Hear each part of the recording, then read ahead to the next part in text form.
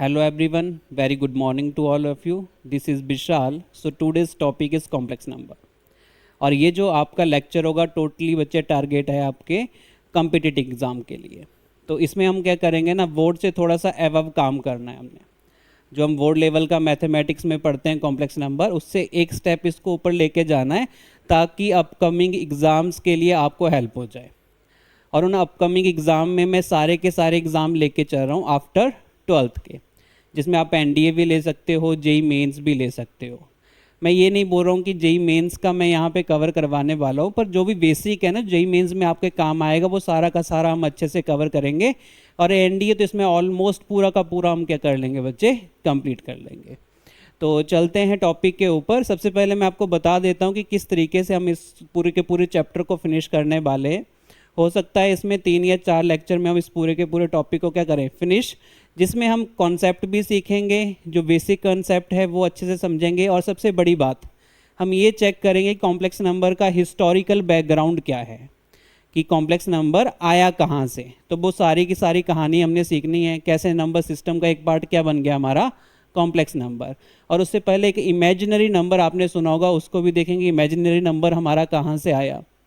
एक बार हमने अगर कॉम्प्लेक्स नंबर इंट्रोड्यूस कर लिया तो फिर हम उस कॉम्प्लेक्स नंबर का अलजेब्रा सीखेंगे, यानी addition, subtraction, multiplication and division. फिर उसके बाद हम चलेंगे आयोटा की पावर्स के ऊपर, कि powers of highest powers of iota को हमने कैसे डील करना है, तो उसके पीछे का क्या कंसेप्ट होता है वो भी हमने सीखना है। फिर हम चलेंगे graphical representation of complex number, जिसमें हम सीखेंगे कि ग्राफिकल पर्सपेक्टिव से जो कॉम्प्लेक्स नंबर को रिप्रेजेंट किया जाता है उस प्लेन का नाम होता है आर्गन प्लेन, उसको भी बड़े डिटेल से हमने समझना है। फिर उसके बाद हम 3 और चीज़ें समझेंगे ग्राफिकल रिप्रेजेंटेशन में ही। एक तो पढ़ेंगे आपका मॉडुलस ऑफ कॉम्प्लेक्स नंबर, एक पढ़ेंगे आर्गूमेंट ऑफ कॉम्प्लेक्स नंबर, और एक पढ़ेंगे कंजुगेट ऑफ कॉम्प्लेक्स नंबर। तो तीनों में बच्चों को बहुत प्रॉब्लम होती है, एक जैसे वो थोड़ा सा कन्फ्यूज़न क्रिएट कर देते हैं, पर उसको बिल्कुल हम रिजॉल्व करेंगे कि कोई कन्फ्यूज़न आपके माइंड में ना रहे। उसके बाद और भी टॉपिक आएंगे, पर इस लेक्चर में हम सिर्फ इतना ही कंप्लीट करने वाले हैं। बाकी उसके आगे वाले लेक्चर में आपको क्यूब रूट ऑफ यूनिटी देखने को मिलेगा। फिर आप क्या करोगे, under root, square root of complex number भी निकालोगे। और बहुत सारी प्रॉपर्टीज़ होती हैं, कंजुगेट की अलग से होती है ना, और आपके मॉडुलस की अलग से होती है, आर्गूमेंट की अलग से प्रॉपर्टीज़ होती है, वो सारी की सारी प्रॉपर्टीज़ हम अच्छे से डिस्कस करेंगे। पर इस लेक्चर में हम सिर्फ थोड़ा सा पोर्शन डिस्कस करने वाले हैं। तो स्टार्टिंग करते हैं कॉम्प्लेक्स नंबर से, और सबसे पहले स्टार्टिंग करते हैं इसके हिस्टोरिकल बैकग्राउंड से। तो अगर मैं हिस्टोरिकल बैकग्राउंड पे जाऊं तो हिस्टोरिकल बैकग्राउंड में कहीं ना कहीं मेरा जो कॉम्प्लेक्स नंबर है ये एक नंबर सिस्टम का हिस्सा है। अब ये नंबर सिस्टम क्या होता है, नंबर सिस्टम पढ़ा है आपने बचपन से लेके अभी तक, जितने भी नंबर्स पढ़े वो सारे के सारे नंबर्स नंबर सिस्टम का हिस्सा हैं। इसका मतलब क्या हुआ, जैसे अगर मैं बात करूं फर्स्ट, जब आप पहले स्कूल में गए थे और पहले आपने मैथ्स में नंबर्स पढ़े, तो नंबर्स में क्या पढ़े, काउंटिंग पढ़ी।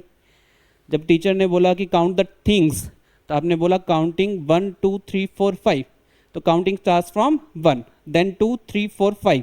तो ये सारी की सारी काउंटिंग पढ़ी। इसको हमने मैथ्स में क्या बोल दिया कि सारी की सारी काउंटिंग क्या होती है, आपके नेचुरल नंबर होते हैं।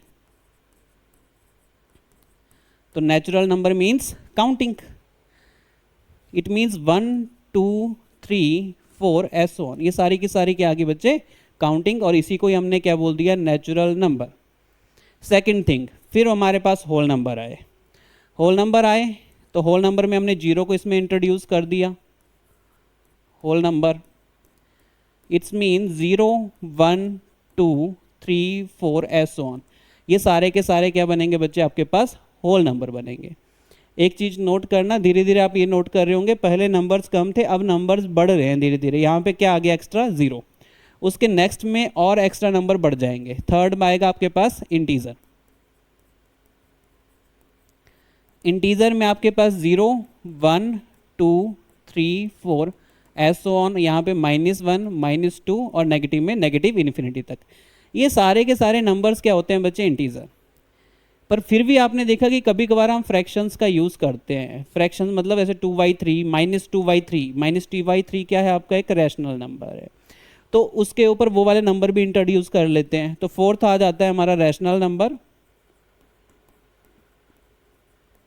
और रैशनल नंबर की डेफिनेशन होती है ऐसे नंबर जो पी वाई क्यू की फॉर्म में लिखे जाएं and P and Q both are integers, कोई भी इंटीजर्स हो सकते हैं जो आपने ऊपर पढ़े, but Q is not equal to zero.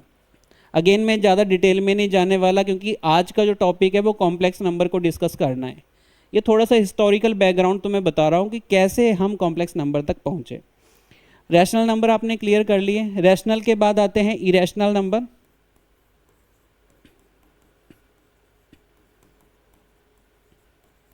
Irrational number की सिंपल सी डेफिनेशन जो मैं बताता हूँ बच्चों को वो ये है कि अंडर रूट के अंदर नॉन परफेक्ट स्क्वायर नंबर आ जाए। अंडर रूट के अंदर नॉन परफेक्ट स्क्वायर नंबर आ जाए तो उसको क्या बोलते हैं बच्चे? इरेशनल नंबर बोलते हैं।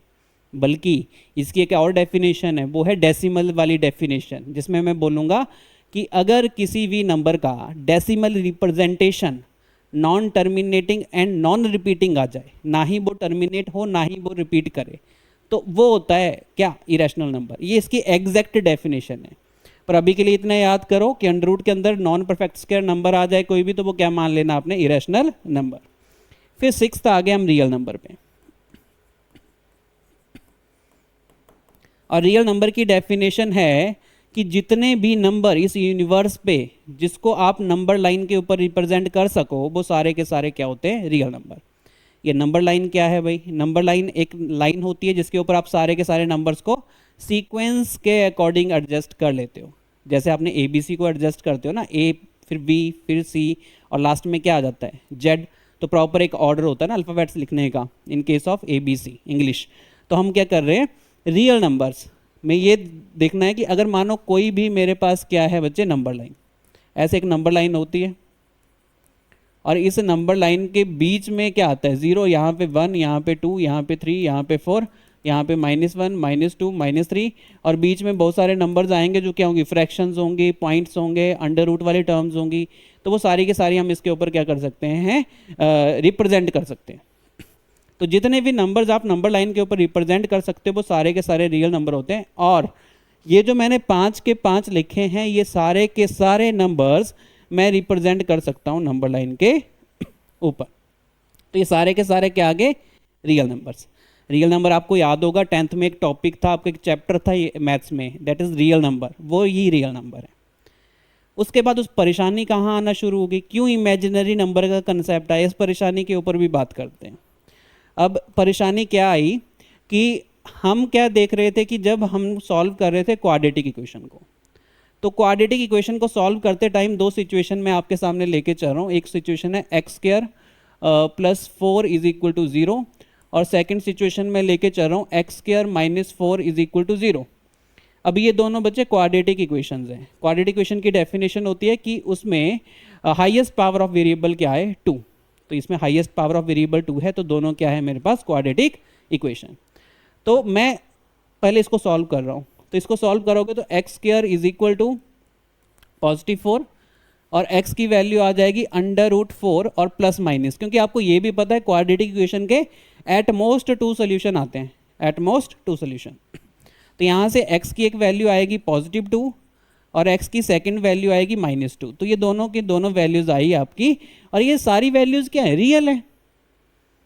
सारी की सारी वैल्यू रियल है। यानी आपको ये भी पता होगा कि क्वाड्रेटिक में हम d के बेसिस पे ये जजमेंट ले लेते थे कि आपके रूट्स का नेचर क्या होगा।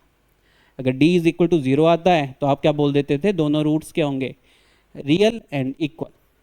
अगर d की वैल्यू >0 आती थी तो क्या बोल देते थे? दोनों के दोनों रूट्स रियल होंगे बट अनइक्वल, यानी real and distinct. Third case, अगर d की वैल्यू <0 आ जाती थी तो आप क्या बोल देते थे? दोनों के दोनों रूट्स क्या होंगे आपके पास? नॉट रियल, मतलब कोई भी रियल रूट नहीं होगा। ये कंडीशन इंपॉर्टेंट है। जहाँ पे आपके पास d < 0 बना, यहीं से ही इमेजिनरी नंबर का कंसेप्ट आया था, यहीं से। अगर d < 0 है मतलब अंडर रूट के अंदर क्या आ गया? नेगेटिव में समथिंग, कुछ भी टर्म आ गई आपकी, कुछ भी नंबर आ गया, किसमें? नेगेटिव में। यहीं से ही आपने क्या निकालना है? इमेजिनरी नंबर निकालना है। अब होता क्या है? अंडर रूट के अंदर क्या है? पॉजिटिव टर्म है, रियल नंबर बनेंगे, कोई दिक्कत नहीं है। दिक्कत आएगी यहाँ पे x² = कितना हो जाएगा? -4। x की वैल्यू कितनी आ जाएगी, अंडर रूट ऑफ -4 और साथ में प्लस माइनस। अब under root of -4, under root के अंदर क्या आ गया, नेगेटिव। अब इस नेगेटिव का कैसे इलाज किया जाए, इसका इलाज करने के लिए हम क्या करेंगे, इस नेगेटिव को अलग से ऐसे लिख देंगे, अंडर रूट 4 लिख दो और अंडर रूट -1 लिख दो। अंडर रूट 4 और अंडर रूट -1 लिख सकते हैं ना।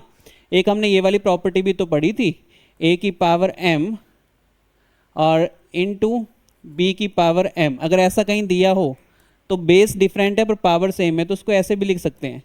यानी मैंने यहाँ से इसको सेपरेट करके ऐसे लिख दिया, ऐसे दिया था सेपरेट करके ऐसे लिख दिया। तो अगेन अंडर रूट किस किस का था, under root 4 into under root -1। Again आप इसको कोलैब करोगे तो सेम चीज़ बनेगी, पर इसको अलग करने का एक जरिया है। क्यों इसको अलग किया गया, यहाँ पे अगर आप इसकी बात करोगे तो इसको हमने आयोटा माना। आयोटा मतलब एक नई टर्म इंट्रोड्यूस की जिसका मतलब होता है इमेजिनरी नंबर। तो इमेजिनरी नंबर बोल दिया हमने अंडर रूट ऑफ -1 को। जब भी अंडर रूट के अंदर -1 आ जाएगा तो उसका मतलब होता है आपका इमेजिनरी नंबर। तो ये इमेजिनरी नंबर हो गया। तो आई थिंक अब आपका आंसर बन जाएगा प्लस माइनस, इसका आंसर आएगा 2 और इसको हमने क्या बोला, आयोटा और रिप्रेजेंटेड बाई आई। तो ये बन गया, यानी x की एक वैल्यू बनी 2 आयोटा और x की एक वैल्यू बनी -2 आयोटा। तो ये दो वैल्यूज बन जाएंगी x की। अगर ये दो वैल्यूज बन गई तो इसमें भी दो रूट्स आए, पर ये रूट्स कौन से हैं, रियल रूट्स नहीं है, ये इमेजिनरी रूट्स हैं। तो जहाँ पे भी आयोटा आएगा वो सारी के सारे क्या होते हैं, इमेजिनरी रूट्स होते हैं।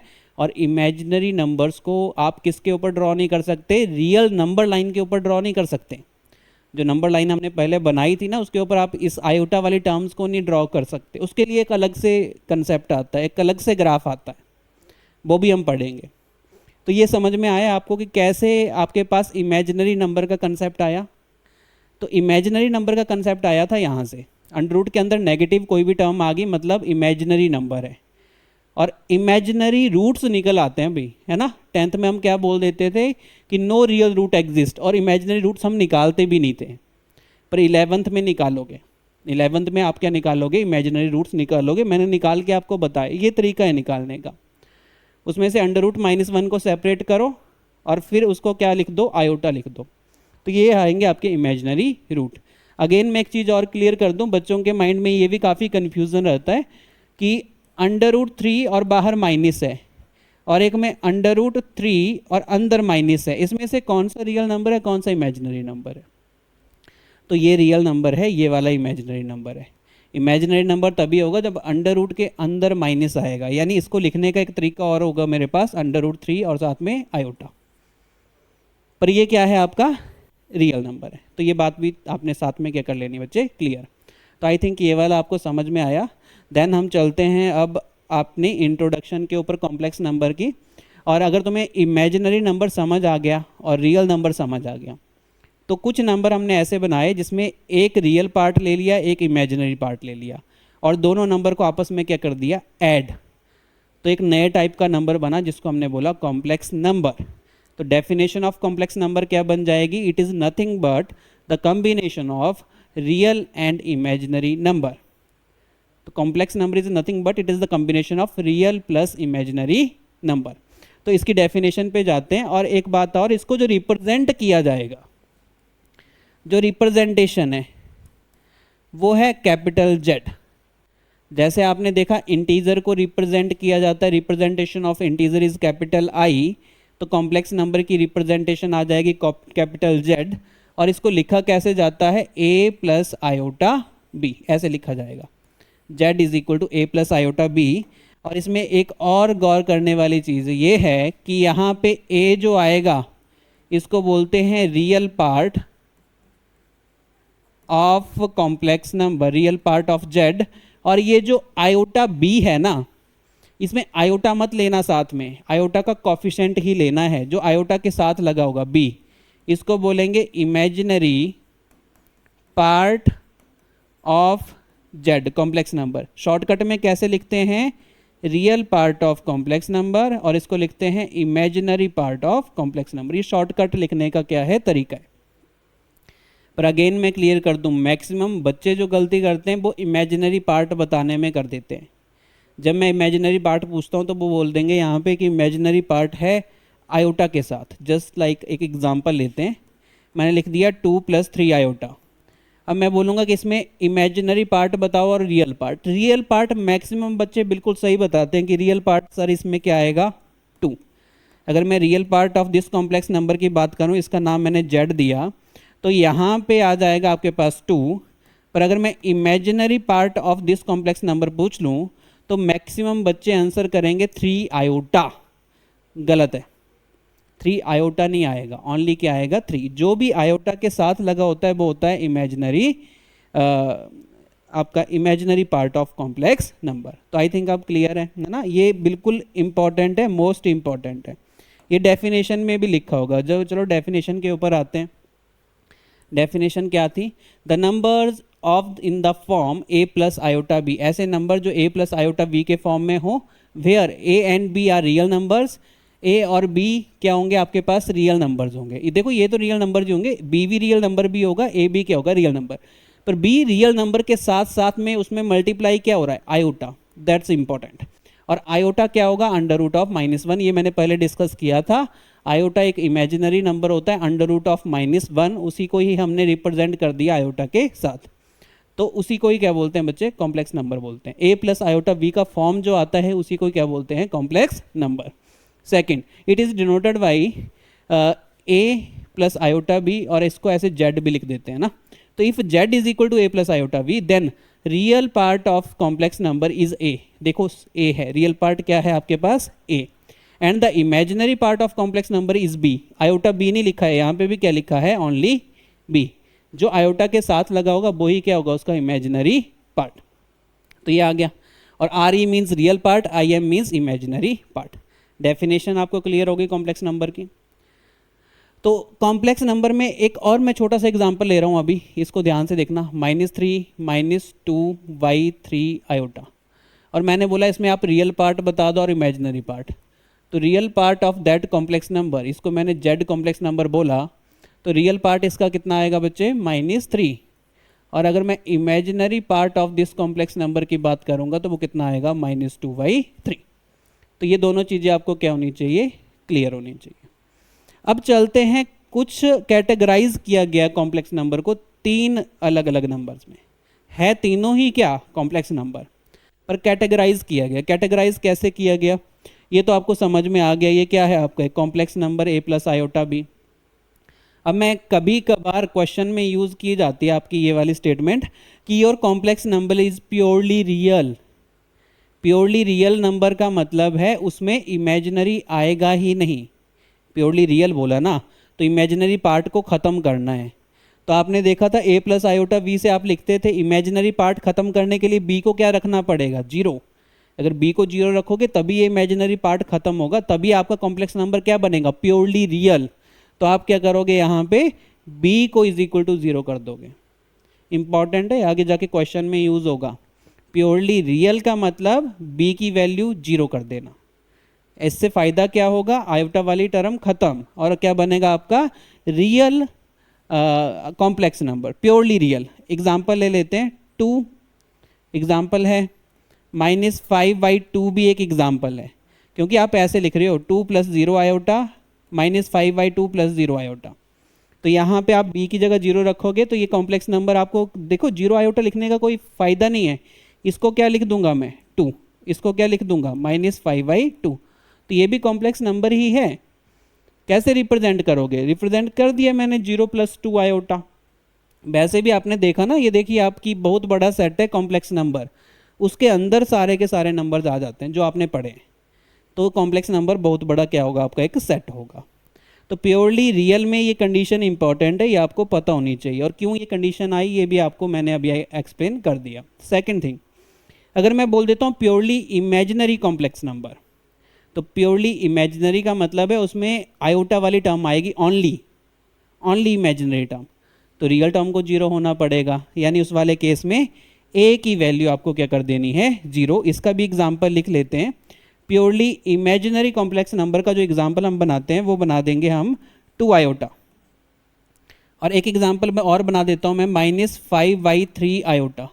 ये दोनों के दोनों क्या हैं आपके, प्योरली इमेजिनरी नंबर हैं। अगर इसको बिल्कुल इसी फॉर्मेट में अगर आपने लिखना होगा तो 0+2 आयोटा लिखोगे, 0 - 5/3 आयोटा लिखोगे। तो प्योरली रियल, प्योरली इमेजिनरी आपको समझ में आना चाहिए। फिर आता है imaginary complex number. Imaginary complex number की कंडीशन है कि b की वैल्यू नॉट इक्वल टू 0 होनी चाहिए।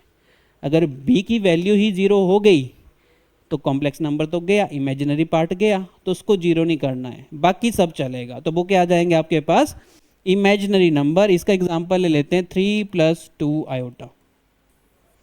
ये क्या है आपके पास, इमेजिनरी नंबर, वो भी कॉम्प्लेक्स नंबर कौन सा, इमेजिनरी वाला। Condition applied, b is not equal to 0, b की जगह 0 नहीं आना चाहिए, ये इंपॉर्टेंट कंडीशन है। तो ये भी आपका क्लियर है, ये भी क्लियर है, ये भी क्लियर है। अब नोट करके एक पॉइंट लिख लेना, मोस्ट इंपॉर्टेंट पॉइंट, कि 0 क्या होगा। अगर मैं 0 की बात करूं तो 0 इन तीनों में कहाँ फिट होने वाला है। क्या 0 प्योरली रियल है, क्या 0 प्योरली इमेजिनरी है, या फिर 0 इमेजिनरी है। तो 0 को कैसे लिख सकता हूँ मैं कॉम्प्लेक्स नंबर में, 0 + 0 आयोटा। तो देखो ये इस कंडीशन को भी फुलफिल कर रहा है, b की वैल्यू 0 होनी चाहिए, b की वैल्यू वहाँ पे क्या है, 0 है। इस कंडीशन को भी फुलफिल कर रहा है, a की वैल्यू 0 होनी चाहिए, वहाँ पे भी a की वैल्यू क्या है, 0 है। अगर मैं यहाँ इस कंडीशन को फुलफिल नहीं कर रहा है, b is not equal to 0, पर वहाँ पे b क्या है, इज इक्वल टू 0, तो मैं बोल सकता हूँ 0 जो होगा वो आपका प्योरली रियल भी होगा एंड प्योरली इमेजिनरी भी होगा, बट नॉट इमेजिनरी, इमेजिनरी नहीं होगा। तो ये इंपॉर्टेंट लिख लेना नोट बना के, ये इसके बारे में इंपॉर्टेंट थिंग्स थी। तो अभी तक सिर्फ हमने इंट्रोडक्शन को क्लियर किया है, कॉम्प्लेक्स नंबर की इंट्रोडक्शन। तो नेक्स्ट चलते हैं, नेक्स्ट हमारे पास क्या है, ये हमने सब डिस्कस कर लिया।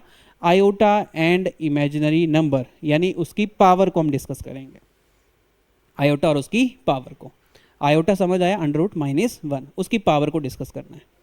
बिल्कुल सिंपल सा कंसेप्ट है, देखो इस कंसेप्ट को कैसे जनरेट किया गया। ये आयोटा की पावर 1, उसकी पावर्स को डील करना है। मैं बहुत सारी आयोटा की पावर अभी बना रहा हूँ, आयोटा की पावर 3, आयोटा की पावर 4, आयोटा की पावर 5, आयोटा की पावर 6 एंड 7 एंड 8, ये सारी की सारी मैंने आयोटा की पावर्स लिखी। आयोटा की पावर 1 का जो आंसर आएगा बच्चे, वो आएगा आपका आयोटा।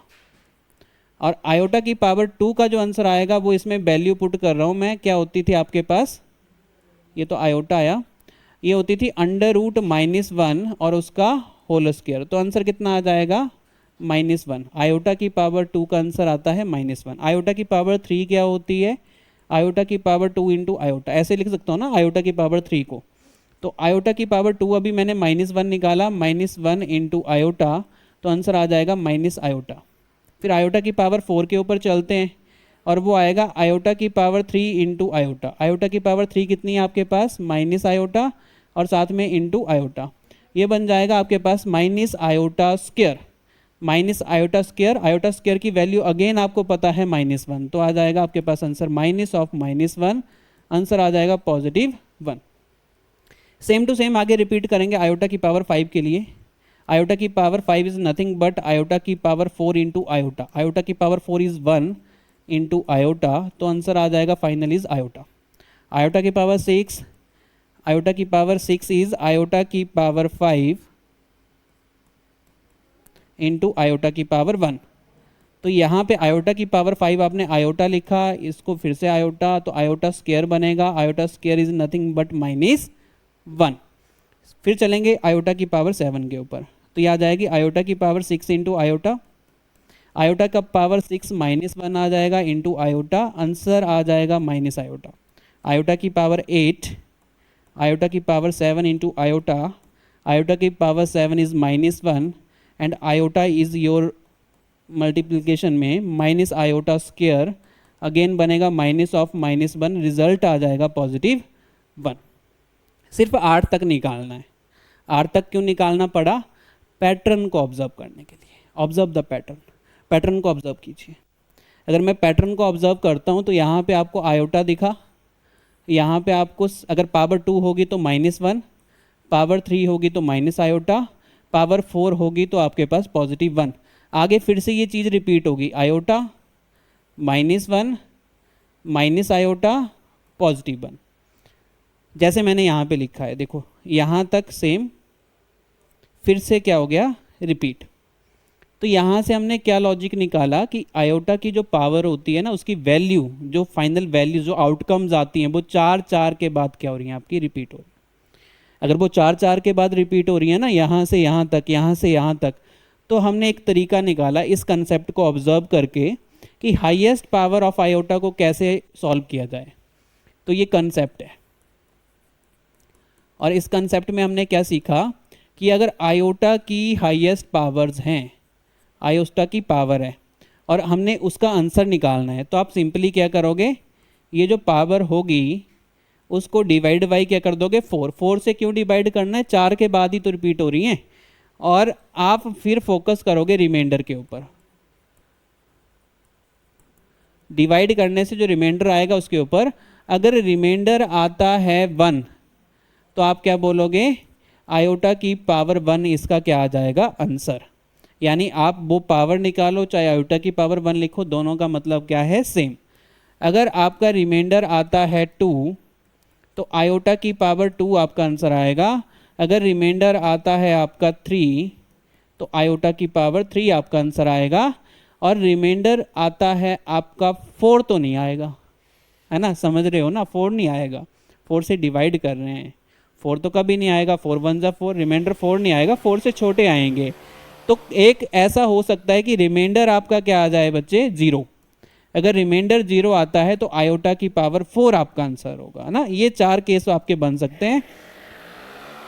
तो अगर मेरे पास आयोटा की पावर 1 आंसर आया तो उसका मतलब है सिंपल आंसर आयोटा। आयोटा की पावर 2 अभी आपने सीखा था -1, आयोटा की पावर 3 अभी आपने सीखा था माइनस आयोटा, आयोटा की पावर 4 मतलब पॉजिटिव 1।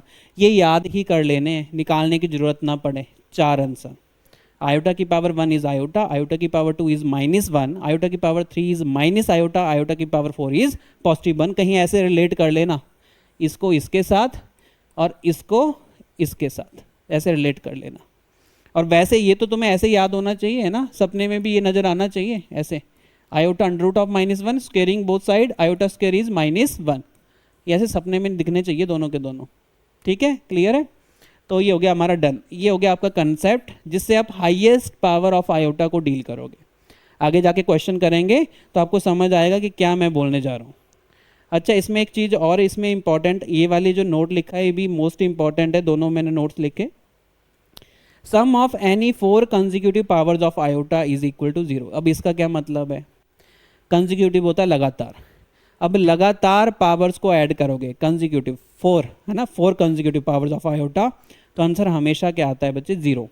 जैसे अगर मैं बोल दूं कि आपने ये 4 ऐड करने हैं, आयोटा की पावर 1 प्लस आयोटा की पावर 2 प्लस आयोटा की पावर 3 और प्लस आयोटा की पावर 4, ये 4 कंजिक्यूटिव पावर हैं आयोटा की, सबको ऐड करना है, तो इनकी वैल्यूज पुट कर दो। ये तो आयोटा ही रहता है, ये -1 होता है, ये आपके पास माइनस आयोटा आता है, ये आपके पास पॉजिटिव 1 आता है, इससे ये कैंसिल हुआ, इससे ये कैंसिल हुआ, आंसर कितना आ गया, 0। और ये फर्स्ट 4 के साथ नहीं होगा, अगर मैं ये वाले 4 लेता हूँ तब भी 0 आएगा, ये वाले 4 लेता हूँ तब भी 0 आएगा, ये वाले 4 लेता हूँ तब भी क्या आएगा, 0, कोई भी कंजिक्यूटिव। तो इसका मतलब कभी अगर मैं ऐसा बोल दूं कि आयोटा की पावर 100 है प्लस आयोटा की पावर 101 प्लस आयोटा की पावर 102 प्लस आयोटा की पावर 103, तो आंसर क्या आएगा, 0, विदाउट सॉल्विंग। सॉल्व करना नहीं है, प्रॉपर्टी पढ़ ली आपने, है ना, सॉल्व क्यों करना है, करके देख लेना, तब भी क्या आएगा, 0 ही आएगा। तो फर्स्ट ये, और second, product of any 4 consecutive powers of iota is equal to -1। यहाँ पे थोड़ा सा ये ढक गया है स्लाइड के साथ, तो अगेन मैं बोल देता हूँ कि product of any 4 consecutive powers of iota is -1। अगर मैं प्रोडक्ट कर देता हूँ किन्हीं भी 4 कंजिक्यूटिव पावर्स ऑफ आयोटा का, तो प्रोडक्ट कर दो इनका, आयोटा की पावर 1 मल्टीप्लाई बाई आयोटा की पावर 2 मल्टीप्लाई बाई आयोटा की पावर 3 मल्टीप्लाई बाई आयोटा की पावर 4, तो मल्टीप्लाई करोगे तो iota into -1 into minus iota into 1, तो आप देखोगे माइनस यहाँ पे भी माइनस यहाँ पे, मल्टीप्लाई करोगे ब्रैकेट ओपन करोगे तो पॉजिटिव बन जाएगा आई स्क्वायर, और अगेन आंसर कितना आएगा, -1। तो ये हर किसी के लिए एप्लीकेबल है, मतलब मैं अगर ऐसा बोल देता हूँ कि आयोटा की पावर 100 इंटू आयोटा की पावर 101 इंटू आयोटा की पावर 102 इंटू आयोटा की पावर 103, क्या आंसर आएगा? तो आंसर क्या आना चाहिए? -1। अगेन आप इसको एज ए प्रॉपर्टी याद कर सकते हो, नहीं तो मेहनत करनी पड़ेगी, और मेहनत जितनी कम करो उतना ही अच्छा है कॉम्पिटिटिव एग्जाम में, क्योंकि जल्दी से क्वेश्चन बनेंगे, टाइम आपका क्या होगा? सेव होगा, और टाइम मोस्ट इंपॉर्टेंट है ना। तो ये दोनों आपको याद करने हैं, इसके आगे क्वेश्चन लगाएंगे तो समझ आएगा कैसे आपने अप्लाई करना है। अच्छा, ये क्वेश्चन है आपके पास, क्वेश्चन नंबर 1, पर इसको करते हैं हम बिल्कुल लास्ट में, आज ही कर लेंगे, क्योंकि ये क्वेश्चन किसका है? मॉडुलस का, और मॉडुलस अभी तक मैंने आपको एक्सप्लेन नहीं किया, तो इसको स्किप करेंगे, इस क्वेश्चन के ऊपर चलते हैं। ये क्वेश्चन आया था NDA 2018 में आया था। तो अब बताओ इसका आंसर क्या होगा? देखो कितना अच्छा है, कितना सिंपल क्वेश्चन आ गया। करने की, सॉल्व करने की ज़रूरत है क्या? पेन उठाने की ज़रूरत है इस क्वेश्चन में? नहीं है।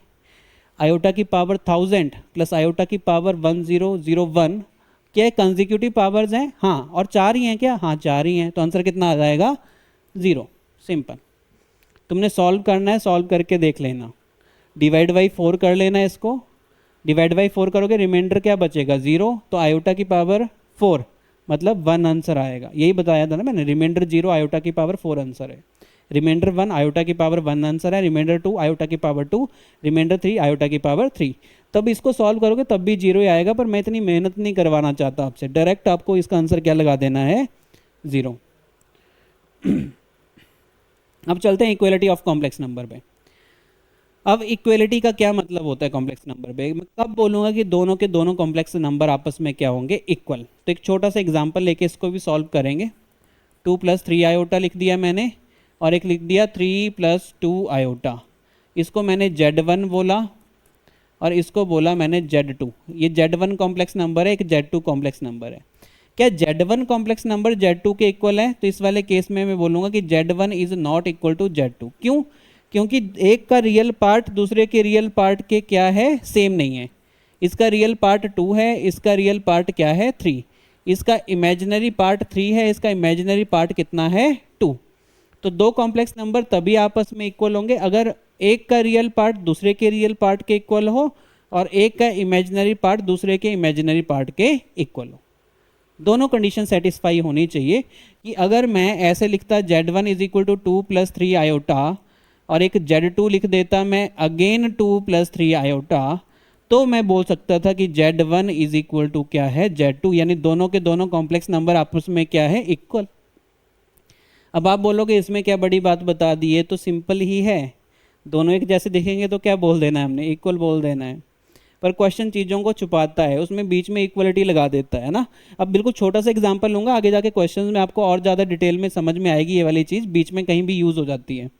तो मैं लिख रहा हूँ 2 + b iota is equal to x + 3 iota, और मैंने ये लिखा है कि दोनों कॉम्प्लेक्स नंबर आपस में इक्वल हैं। बीच में इज इक्वल टू का साइन लगा दिया, दोनों के दोनों कॉम्प्लेक्स नंबर आपस में क्या है? इक्वल। और मैंने बोला find the value of x and b, तो x और b की वैल्यू फाइंड आउट करनी है। तो इक्वलिटी ऑफ कॉम्प्लेक्स नंबर का क्या कंसेप्ट है कि अगर मैं इन दोनों कॉम्प्लेक्स नंबर को इक्वल बोल रहा हूँ, तो इसका रियल पार्ट इसके रियल पार्ट के इक्वल होगा, और इसका इमेजिनरी पार्ट इसके इमेजिनरी पार्ट के इक्वल होगा। यानी यहाँ से मैं ये ऑब्जर्व कर सकता हूँ कि x की वैल्यू 2 आएगी और b की वैल्यू कितनी आ जाएगी? 3। तो x की वैल्यू 2 आ गई, b की वैल्यू कितनी आ जाएगी आपके पास? 3। x इज़ 2, y इज़ 3, तो ये आ जाएगा। क्लियर? तो ये आपके पास आ गया ये वाला। देन इसमें भी यही लिखा था इक्वलिटी ऑफ कॉम्प्लेक्स नंबर, कि दो कॉम्प्लेक्स नंबर कब आपस में इक्वल होंगे? अगर मैं उनको ऐसे लिख देता हूँ, और उसका मतलब ये होगा real part of first complex number real part of second complex number के इक्वल होगा, और imaginary part of first complex number imaginary part of second complex number के इक्वल होगा। यहाँ पे आएगा Z2। तो ये भी क्लियर है ना? ये हो गया आपके पास equality of complex number. Next topic के ऊपर चलते हैं, इसको सॉल्व करना है। इसको सॉल्व करना है तो अगेन आपने अभी पढ़ा कि आयोटा की पावर 39 को क्या लिख सकता हूँ? 39 को डिवाइड बाई 4 करो, फाइंड द रिमाइंडर, और इसमें रिमाइंडर कितना आएगा? अब 10 से तो पूरा का पूरा कवर हो जाता है, रिमाइंडर आएगा 3। अगर रिमाइंडर 3 आ गया तो मैं आयोटा की पावर 39 को आयोटा की पावर 3 लिख सकता हूँ। यही है तरीका, है ना? और प्लस 1 अपॉन, अगर 69 है तो 69 को डिवाइड बाई 4 कर दो, 4 1 जा 4, एक, यानी रिमाइंडर कितना बचा 1, रिमाइंडर 1 बचा तो यहाँ पे आयोटा की पावर 1 आ जाएगा। और कभी भी आयोटा की पावर 1 से बड़ी आए तो उसको सॉल्व कर देना होता है। आयोटा की पावर 2 आ जाए -1 लिख देना, आयोटा की पावर 3 आ जाए माइनस आयोटा लिख देना, आयोटा की पावर 4 आ जाए पॉजिटिव 1 लिख देना। तो आयोटा की पावर 3 कितनी होती है, minus iota plus 1 upon iota. Again आप क्या करो बच्चे, एलसीएम ले लो, आयोटा एलसीएम आ जाएगा, या जाएगा माइनस आयोटा स्क्वायर प्लस 1, और आयोटा स्क्वायर अगेन क्या होगा -1, तो minus of -1 plus 1 upon iota, तो यह आ जाएगा 2 अपॉन आयोटा। और आयोटा अब किस में आ गया, डिवीजन में। और आपने सीखा होगा बचपन में जब भी ऐसे लिख देते थे ना 2 अपॉन √3, तो इसको हम रैशनलाइज कर देते थे, क्योंकि डिनोमिनेटर में हम अंडर रूट वाले टर्म नहीं रखते थे, तो उसको हटाने का तरीका होता था रैशनलाइज कर लेते थे, तो 2 अंडर रूट 3 बन जाता था डिवाइडेड बाई 3, यानी आपका डिनोमिनेटर अंडर रूट फ्री हो जाता था। तो ये आयोटा भी अंडर रूट फ्री करना है, कि आयोटा भी क्या है, अंडर रूट वाली कोई टर्म है ना, तो उसको भी फ्री करो अंडर रूट से। तो आयोटा से मल्टीप्लाई, आयोटा से डिवाइड, रैशनलाइज, तो 2i अपॉन आयोटा स्क्वायर की वैल्यू फिर से -1 भर दोगे तो -2 आयोटा इसका आ जाएगा answer, option number C. Clear है ये भी, -2 आयोटा। नेक्स्ट चलते हैं। नेक्स्ट आपके पास आएगा बच्चे अलजेब्रा ऑफ कॉम्प्लेक्स नंबर। और अलजेब्रा ऑफ कॉम्प्लेक्स नंबर में हम डिस्कशन करेंगे कि कैसे हम दो कॉम्प्लेक्स नंबर को ऐड करेंगे, सब्ट्रैक्ट करेंगे, मल्टीप्लाई करेंगे एंड डिवाइड करेंगे। वो सारी की सारी चीज़ें इसमें डिस्कस करने वाले हैं। जैसा अलजेब्रा में किया था मैक्सिमम वैसा ही होता है। तो एक मैं रूल लिख देता हूँ एडिशन और सब्ट्रैक्शन के लिए। In addition and subtraction, addition और सब्ट्रैक्शन का ये रूल है कि रियल पार्ट एडेड और subtracted with real part only and imaginary part is added or subtracted with imaginary part only। अब इसका क्या मतलब हुआ, इसका मतलब ये हुआ कि रियल पार्ट के साथ ही ऐड करना है, इमेजिनरी पार्ट मतलब आयोटा वाली टर्म ऐड और सब्ट्रैक्ट ओनली आयोटा वाली टर्म के साथ होगी, इसको कांस्टेंट के साथ मत कर देना। और जो कांस्टेंट है वो कांस्टेंट के साथ ही ऐड और सब्ट्रैक्ट होगी।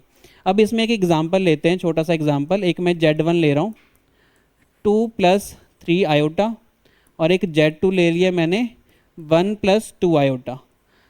दोनों कॉम्प्लेक्स नंबर ले लिए। दोनों को क्या करना है बच्चे, ऐड करना है। अगर दोनों को ऐड करने जाओगे तो ऐसे लिख दोगे क्या, 2 + 3 आयोटा प्लस 1 + 2 आयोटा। बिल्कुल सिंपल है ये ना, ज़्यादा मुश्किल नहीं है। तो एक एग्जांपल लिख के मैं छोड़ दूंगा ना, ज़्यादा कोई प्रॉब्लम इसमें आनी नहीं चाहिए आपको।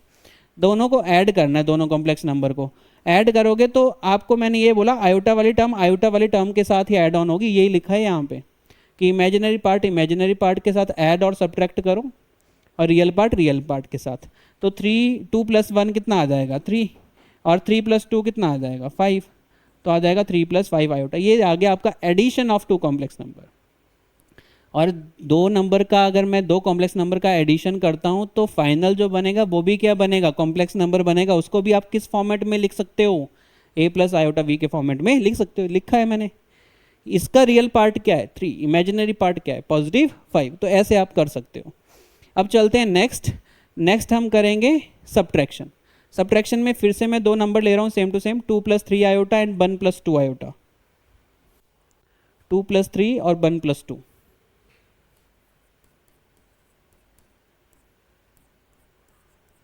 इसको Z1 मान दो, ये बार आएगा Z2। अब दोनों को सब्ट्रैक्ट कर रहा हूँ, Z1 - Z2। सब्ट्रैक्शन का और एडिशन का रूल सेम टू सेम है। सब्ट्रैक्ट करोगे 2 + 3 आयोटा, इसमें से माइनस करना है 1 + 2 आयोटा को। जब भी सब्ट्रैक्ट करोगे तो ब्रैकेट में लिखना। ब्रैकेट में क्यों लिखना, माइनस अंदर मल्टीप्लाई होगा, दोनों के साइन को इम्पैक्ट करेगा, है ना, तो पक्का माइनस में लिखना है ये। 2 + 3 आयोटा, ब्रैकेट ओपन कर दो, माइनस अंदर जाएगा, -1 - 2 आयोटा। -1 -2 आयोटा। अगेन आपको ये समझ में आ रहा है कि 2 को फंक्शनिंग करना है -1 के साथ, 2 -1 कितना आ जाएगा 1, और 3 को फंक्शन करना है -2 के साथ, तो 3 - 2 कितना आ जाएगा अगेन 1, तो 1 प्लस आयोटा आ जाएगा दोनों का डिफरेंस। तो डिफरेंस ऑफ 2 कॉम्प्लेक्स नंबर आ गया 1 plus iota, 1 plus iota. Clear, ये भी इजी था। एडिशन सब्ट्रैक्शन तो बिल्कुल हलवा है, मल्टीप्लिकेशन भी हलवा है, कोई ज़्यादा प्रॉब्लम इसमें है नहीं। 2 + 3 आयोटा, 1 + 2 आयोटा।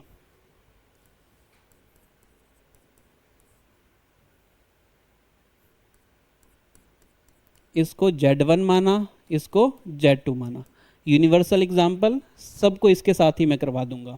यहाँ पे मल्टीप्लाई करना है, दोनों को मल्टीप्लाई करना है, तो मेरे को चाहिए Z1 × Z2। मल्टीप्लाई कैसे करोगे, 2 + 3 आयोटा को मल्टीप्लाई कर दूंगा 1 + आयोटा के साथ। तो जैसे आपने अलजेब्रा में सीखा था सेम टू सेम ऐसा अप्लाई करोगे। कैसे करते थे अलजेब्रा में, 2 से मल्टीप्लाई कर देते थे इस कंप्लीट को, 1 + आयोटा को, फिर +3 आयोटा से मल्टीप्लाई कर देते थे इस कंप्लीट को, अगेन 1 + आयोटा। सॉल्व कीजिए, ये आ जाएगा 2 + 2 आयोटा, ये आ जाएगा आपके पास 3 आयोटा + 3 आयोटा स्क्वायर। और एक चीज़ मैंने और आपको बोली थी, जहाँ पे भी आयोटा की पावर 1 से बड़ी आ जाए सॉल्व दिस, तो सॉल्व कर दो 2, और वैसे भी ये दोनों क्या है आयोटा वाले, ये ऐड हो सकते हैं, तो कितना आ जाएगा 5 आयोटा, और ये बनेगा आपके पास 3 iota square is -1, iota square की वैल्यू -1, तो 2 + 5 आयोटा -3, तो 2 - 3 कर लो, -1 आ जाएगा, -1 + 5 आयोटा। तो ये क्या बना बच्चे, Z1 × Z2, यानी product of 2 complex number -1 + 5 iota. तो ऐसे आप इसको क्या कर सकते हो, सॉल्व कर सकते हो। ये भी इजी है, बस आपको अलजेब्रा आना चाहिए। अलजेब्रा आ गया, बचपन में किया था अलजेब्रा 8th क्लास में, तो आपको क्या आ गया, मल्टीप्लिकेशन ऑफ 2 कॉम्प्लेक्स नंबर भी आ गया। अलग क्या है, आयोटा आ गया बीच में बस, और जहाँ पे भी आयोटा की पावर 1 से ज़्यादा दिखी तो उसकी वैल्यू पुट कर दो, तो ये आ गया आपके पास मल्टीप्लिकेशन ऑफ कॉम्प्लेक्स नंबर। अब ऐसे ही डिवीजन कर लेते हैं।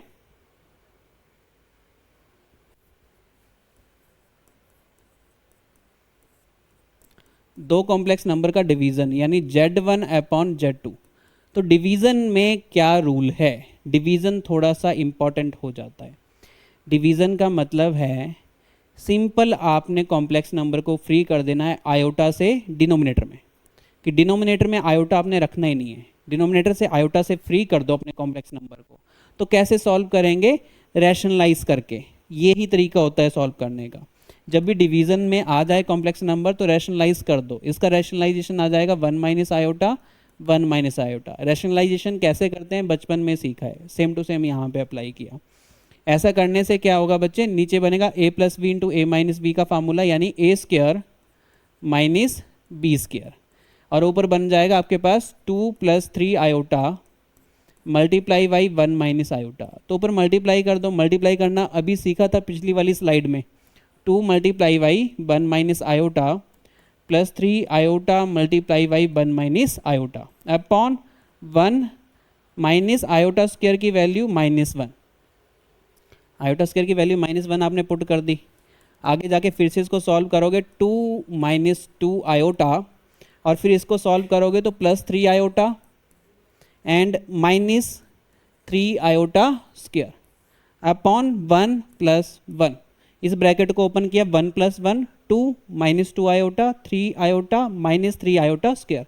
अगेन इसको सॉल्व कीजिए, 2 ये कितना बनेगा प्लस आयोटा, माइनस का 2 प्लस का 3 पॉजिटिव का 1, यानी पॉजिटिव आयोटा, और ये आयोटा स्क्वायर -1 बनेगा तो ये कर देगा +3। आयोटा स्क्वायर -1 बनेगा ना तो ये +3 बना देगा, डिवाइड बाई क्या आ जाएगा 2। अगेन इसको सॉल्व करोगे तो आएगा 5 + आयोटा डिवाइड बाई 2, यानी इसको ऐसे भी लिख सकते हो 5/2 + आयोटा बाई 2। तो ये क्या बन गया आपके पास, ये बन गया आपका डिवीजन ऑफ 2 कॉम्प्लेक्स नंबर। अगर इसका कोई रियल पार्ट और इमेजिनरी पार्ट तुमसे पूछ ले तो real part is 5/2, imaginary part is 1/2। Iota by 2 मत बोलना, क्या है 1/2। तो ये डिवीजन ऑफ 2 कॉम्प्लेक्स नंबर आपके पास आ गया। अब नेक्स्ट चलते हैं, ये क्वेश्चन आ गया। अच्छा, क्वेश्चन से पहले एक ये नोट लिखा है, इसको भी पढ़ लीजिए। इस नोट में क्या लिखा था, इस नोट में लिखा है कि अगर कभी भी 1 प्लस आयोटा का होल स्क्वायर हो तो उसकी वैल्यू होती है 2 आयोटा, और कभी अगर 1 माइनस आयोटा का होल स्क्वायर हो तो उसकी वैल्यू होती है -2 आयोटा। इस रिजल्ट को बच्चे डायरेक्ट याद कर लेना, बहुत बार क्वेश्चन में यूज होता है। आया कहाँ से? आया सिंपल यहाँ से, इसको ओपन किया 1 प्लस आयोटा का whole square A square plus B square plus 2ab। इसको सॉल्व करोगे तो 1 iota square is -1 plus 2 iota, ये कैंसल, तो आंसर कितना आ गया 2 आयोटा। तो 1 प्लस आयोटा का होल स्क्वायर 2 आयोटा आता है। अगेन ये वाला काम ना करना पड़े, डायरेक्ट रिजल्ट याद होना चाहिए क्योंकि हमें टाइम बचाना है। सेकंड अगर मैं इसकी बात करूं तो 1 माइनस आयोटा का whole square means open, whole square को ओपन करो, a माइनस बी का whole square A square plus B square minus 2ab, 1 iota square -1 minus 2 iota, ये दोनों कैंसिल, आंसर आ जाएगा -2 आयोटा। याद हो जाएगा ना? 1 प्लस आयोटा का whole square 2 iota, 1 minus iota का होल स्क्वायर -2 आयोटा। तो बिल्कुल सिंपल सा है, इसका आगे जाके मैं यूज़ भी करूँगा। अगर आपके पास कभी भी, ध्यान से सुनना, 1 प्लस आयोटा दिया हो तो आप चुपचाप उसकी पावर में डिवाइडेड बाई और मल्टीप्लाई बाई 2 कर देना, क्योंकि आपको पता है कि 1 प्लस आयोटा का होल स्क्वायर 2 आयोटा होता है, तो आप अपनी तरफ से मल्टीप्लाई और डिवाइड बाई 2 कर देना उसके पावर में। अगले वाले क्वेश्चन में वैसा ही कुछ करेंगे हम। देखो ये वाला क्वेश्चन है, smallest integer n for which 1 plus iota upon 1 minus iota whole raise to power n is equal to 1। आपने बताना है कि n की वैल्यू क्या स्मॉलेस्ट भरूं कि आंसर क्या बन जाए मेरे पास 1। n की वैल्यू स्मॉलेस्ट पुट करनी है, आंसर 1 बनना चाहिए। तो जो बच्चे इस शॉर्टकट को नहीं लगाना चाहते हैं वो कैसे इस क्वेश्चन को करेंगे? आप पहले इस कॉम्प्लेक्स नंबर को सॉल्व करोगे, यानी इसको ले आओगे a प्लस आयोटा v के फॉर्म में। तो इसको जब भी आप सॉल्व करोगे तो देखो ये क्या है, डिवीजन है, डिवीजन ऑफ 2 कॉम्प्लेक्स नंबर, तो डिवीजन आपको करना पड़ेगा। तो ये मैं नॉर्मल मेथड के साथ कर रहा हूँ, डिवीजन करोगे तो ये आएगा 1 प्लस आयोटा और 1 प्लस आयोटा, होल पावर कितनी आ जाएगी बच्चे n इज इक्वल टू 1। इतना समझ में आया आपको? पहले मैं इसको ही सॉल्व कर रहा हूँ जो अंदर लिखा था ब्रैकेट के, यानी डिवीजन ऑफ 2 कॉम्प्लेक्स नंबर, तो उसको मैंने सॉल्व किया। तो क्या करना है, अपने रैशनलाइज करना है। रैशनलाइज करने से फ़ायदा, नीचे A square minus B square बनेगा 1 स्क्वायर माइनस आयोटा का होल स्क्वायर, यहाँ पे a प्लस बी का होल स्क्वायर बन रहा है, a प्लस बी का होल स्क्वायर का फार्मूला लगा दो, A square plus B square plus 2ab, whole power कितनी है n इज इक्वल टू 1। यहाँ पे आयोटा स्क्वायर की वैल्यू -1 आएगी, 1 माइनस 1 प्लस 2 आयोटा अपॉन ये कितना बनेगा 1 आयोटा स्क्वायर -1, इसके साथ फिर से क्या हो जाएगा +1 हो जाएगा, power n is equal to 1।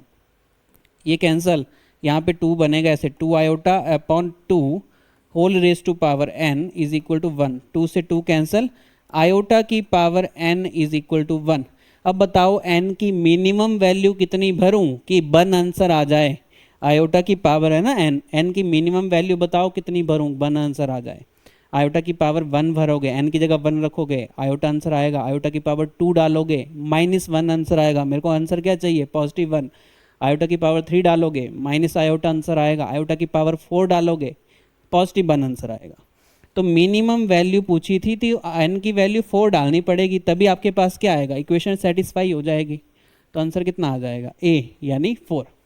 इसको शॉर्टकट अप्रोच से कैसे करना है, इस वाले कंसेप्ट को मैंने बोला था, कभी भी अगर आपको 1 प्लस आयोटा दिखे और 1 प्लस आयोटा या 1 माइनस आयोटा, तो आपके माइंड में एक बात पक्का आनी चाहिए कि 1 प्लस आयोटा का होल स्क्वायर 2 आयोटा होता है और 1 माइनस आयोटा का होल स्क्वायर -2 आयोटा होता है। तो आप चुपचाप इसकी जो पावर है उसको मल्टीप्लाई और डिवाइड बाई 2 कर दो, और ये जो मल्टीप्लाई बाई पावर है इसको अंदर ले आओ, यानी 1 प्लस आयोटा का होल स्क्वायर बन जाएगा, 1 माइनस आयोटा का होल स्क्वायर बन जाएगा, बाहर कितना बचेगा n/2 इज इक्वल टू क्या है 1, इज इक्वल टू क्या है 1। इसका आंसर पता है? Yes 2 iota. इसका आंसर पता है? Yes -2 iota, power n/2 is equal to 1, 2 iota cancel, -1 की पावर n/2, तो 1/2 कर लो और होल पावर कितनी कर लो n, ऐसे भी तो लिख सकता हूँ, ऐसे लिखो एक ही बात है। और -1 की पावर 1/2 मतलब √(-1) ऐसे, और power n is equal to 1। √(-1) क्या होता है? आयोटा, आयोटा की power n is equal to 1। तो सेम आप कहाँ पे पहुँच गए? सेम आप पहुँच गए यहाँ पे, आयोटा की power n is equal to 1। तो n की कितनी वैल्यू लेनी चाहिए मेरे को? इस वाले केस में मेरे को n की वैल्यू लेनी चाहिए 4, तभी आंसर कितना आएगा +1, तो n इज इक्वल टू 4। तो आई थिंक ये भी आपका क्लियर हो गया, ठीक है, डन। तो चलते हैं नेक्स्ट क्वेश्चन के ऊपर, और question number 5। Yes, question number 5 इसको कर लेते हैं, ये भी इंपॉर्टेंट है। और कहीं ना कहीं इसके पीछे का लॉजिक पता भी क्या है, इसके पीछे का लॉजिक है 4 कंसेक्यूटिव टर्म्स ऑफ आयोटा का सम क्या आता है 0, उसका कंसेप्ट का यूज़ करेंगे। तो क्वेश्चन में लिख रहा हूँ, क्वेश्चन है summation n is equal to 1 to 8n + 7 और आयोटा की पावर n। अब n की वैल्यू आप पुट करोगे, देखो n की वैल्यू 1 से पुट करके जाना है 8n + 7 तक। तो मैं ऐसे इसको ओपन कर देता हूँ, आयोटा की पावर 1 लिख देता हूँ, फिर आयोटा की पावर 2, आयोटा की पावर 3, आयोटा की पावर 4। उसके बाद आपको पता है आगे आगे चलता जाऊंगा, और फिर आयोटा की पावर 8n भी आएगा, फिर 8n + 1, फिर 8n + 2। तो आयोटा की पावर 8n आ गया, आयोटा की पावर 8n + 1 आ गया, फिर आयोटा की पावर 8n + 2 आ गया, आयोटा की पावर 8n + 3, आयोटा की पावर 8n + 4, आयोटा की पावर 8n + 5, आयोटा की पावर 8n + 6, आयोटा की पावर 8n + 7। ये 7 तक की जाना था ना, हाँ 7 तक हम चले गए। ये लिखने का तरीका है, एक्सपेंड करके लिख दिया सिग्मा को, समीशन को। अब देखिए यहाँ पे अब लॉजिक समझना। लॉजिक ये है कि आपको ये पता है कि फर्स्ट 4 का सम तो क्या आता है 0, तो ये तो बन गया 0, ये 0 बना। और 8n का क्या मतलब है, 8n का मतलब है इसके पीछे भी क्या है 8 के क्या बने होंगे, वो बने होंगे ना 8 8 8 8। मतलब यहाँ से अगर मैं बोल देता कि आयोटा की पावर 4, आयोटा की पावर 5 6 7 8, अगले वाले 4 और ले लेता, तो पहले 4 का सम भी 0 आएगा, पहले 8 का सम भी क्या आएगा 0 आएगा। और 8n का मतलब है यहाँ तक आपके 8 8 के पेयर कंप्लीट हुए होंगे, पहले से आप 8 8 8 चूज करते हुए आए होंगे ना। आयोटा की पावर 1 to 4 भी कैंसिल हुआ होगा, फिर 5 से 8 भी कैंसिल हुआ होगा, फिर आगे जाके 8, मतलब इसके पीछे की सारी टर्म्स ये भी कैंसिल होके क्या बनी होगी 0। अब उसके आगे से आपका रिजल्ट बनेगा। ये बहुत इंपॉर्टेंट चीज़ बता दी मैंने, बहुत इंपॉर्टेंट है। इसको ओपन करो देन सॉल्व करो। अब आपको ये समझ आ गया कि लास्ट जो 4 है ना, ये जो 4 है ये भी तो कंसेक्यूटिव है, इसका आंसर भी क्या बनेगा 0। तो फाइनल आंसर रिस्पॉन्सिबिलिटी ले गए ये तीनों ही फाइनल आंसर को डिसाइड करेंगे। तो इसको लिख देता हूँ आयोटा की पावर 8n इंटू आयोटा की पावर 5 लिख सकता हूँ ऐसे, सिंपल रूल। कौन सा, a की पावर m + n ऐसे लिखूँ, या a की पावर m इंटू a की पावर n लिखूँ, सेम लिख दिया। और इसको क्या लिखा जाएगा, आयोटा की पावर 8n इंटू आयोटा की पावर 6, इसको लिखा जाएगा आयोटा की पावर 8n आयोटा की पावर 7। और एक चीज़ मेरे को और पता है कि आयोटा की पावर 8 का मल्टीपल हमेशा क्या आता है, आयोटा की पावर 8 अगर आपके पास कितना आता है बच्चे, आयोटा की पावर 8 मतलब 1, तो आयोटा की पावर 16 करो 1 आएगा, है ना, करके देख लेना। 8 का मल्टीपल है तो हमेशा क्या आएगा आपके पास 1 आएगा। आयोटा की पावर 8 कितना हो गया 1, 8n भी 1, तो आंसर आ गया आयोटा की पावर 5, आयोटा की पावर 6, आयोटा की पावर 7। आयोटा की पावर 4 कितना आता है, आयोटा की पावर 4 मतलब 4 से डिवाइड करो किसको, 5 को 4 से डिवाइड करो, 5 को 4 से डिवाइड करोगे रिमाइंडर बचेगा 1। आयोटा की पावर 5 लिखूं या आयोटा की पावर 1 लिखूं, एक ही बात है। आयोटा की पावर 6 मतलब आयोटा की पावर 2, आयोटा की पावर 2, क्योंकि रिमाइंडर कितना बचेगा, 6 को डिवाइड बाई 4 करोगे रिमाइंडर 2, और यहाँ पे 7 को डिवाइड बाई 4 करोगे रिमाइंडर 3। आयोटा की पावर 1 तो आयोटा ही होता है, आयोटा की पावर 2 होता है -1, आयोटा की पावर 3 होता है माइनस आयोटा, माइनस आयोटा से पॉजिटिव आयोटा कैंसिल, आंसर आएगा -1, तो -1 आंसर आएगा option number D. Option number D नहीं है, ऑप्शन नंबर ए है, डी ऑप्शन क्या था माइनस आयोटा, तो ए आंसर आएगा -1। तो ये क्वेश्चन आया था आपका NDA 2021 सेकंड में, है ना। तो ऐसे भी आपके क्वेश्चन आ सकते हैं। कंसेप्ट इंपॉर्टेंट है, जो पहले लिखवाया था ना, अगर वो कंसेप्ट आपके सॉलिड नहीं होगा तो ये काफ़ी लेंथी कर दोगे आप इस क्वेश्चन को, तो उस कंसेप्ट को थोड़ा सा सॉलिड करो कि sum of the 4 consecutive powers of iota is equal to 0। Next चलते हैं। Yes, graphical representation of complex number. Graphical representation करनी है हमने कॉम्प्लेक्स नंबर की, और एक बात मैं आपको बता देता हूँ कि रियल जो दुनिया थी, रियल नंबर्स की जो दुनिया थी, उसमें हम ग्राफ के ऊपर रिप्रेजेंट करते थे। उस ग्राफ का जो नाम होता था वो होता था आपका कार्टेशियन प्लेन। कार्टेशियन प्लेन उसको बोलते थे, जहाँ पे हॉरिजॉन्टल एक्सिस को एक्स एक्सिस आप बोल देते थे, वर्टिकल एक्सिस को बाई एक्सिस बोल देते थे। Vertical axis by axis, horizontal axis x axis. पर अगर मैं बात कर देता हूँ किसकी, कॉम्प्लेक्स नंबर की, तो उसमें प्लान में थोड़ा सा चेंज है। और जो प्लान में चेंज किया गया उसमें ये चेंज किया गया कि जो आपकी एक्स एक्सिस होती है उसका नाम चेंज कर दिया, उसको बोल दिया रियल एक्सिस, रियल एक्सिस। और जो आपकी पास वाई एक्सिस होती है उसका नाम चेंज करके उसको बोल दिया इमेजिनरी एक्सिस। और इस प्लेन का नाम भी चेंज कर दिया, पहले कार्टेशियन प्लेन होता था, अब अगर रियल एक्सिस इमेजिनरी एक्सिस बनाई तो इसका नाम है आर्गन प्लेन।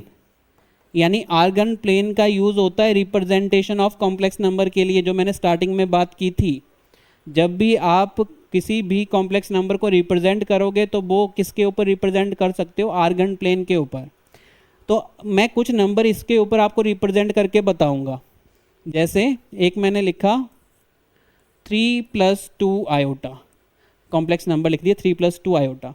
इसका मतलब है रियल नंबर की तरफ, यानी रियल पार्ट पे +3 जाना है, इमेजिनरी पार्ट पे +2 जाना है। तो +3 जाओगे 1 2 3, और यहाँ पे 1 2 +2, तो आप कहीं ना कहीं यहाँ पे मीट हो जाएगा और ये पॉइंट क्या बनेगा 3,2। तो लिखना ऐसा ही होता है 3,2, जैसे किस में लिखते थे, कार्टेशियन प्लेन में लिखते थे, सेम टू सेम ऐसे ही। कि यहाँ पे देखो रियल एक्सिस की तरफ कितना गए 3 कदम, और इमेजिनरी एक्सिस की तरफ कितना गए +2 कदम। तो 3,2 आ जाएगा, और 3,2 का मतलब 3+2 आयोटा, इसकी लोकेशन है ये। अगर मैं इसकी लोकेशन पूछ लेता हूँ कि 3 माइनस या -3+2 आयोटा, इसकी लोकेशन बताओ, तो -3+2 आयोटा का मतलब है एक्स एक्सिस की तरफ -3 गए और बाई एक्सिस की तरफ +2, तो कहीं यहाँ पे आ जाएगा -3,2।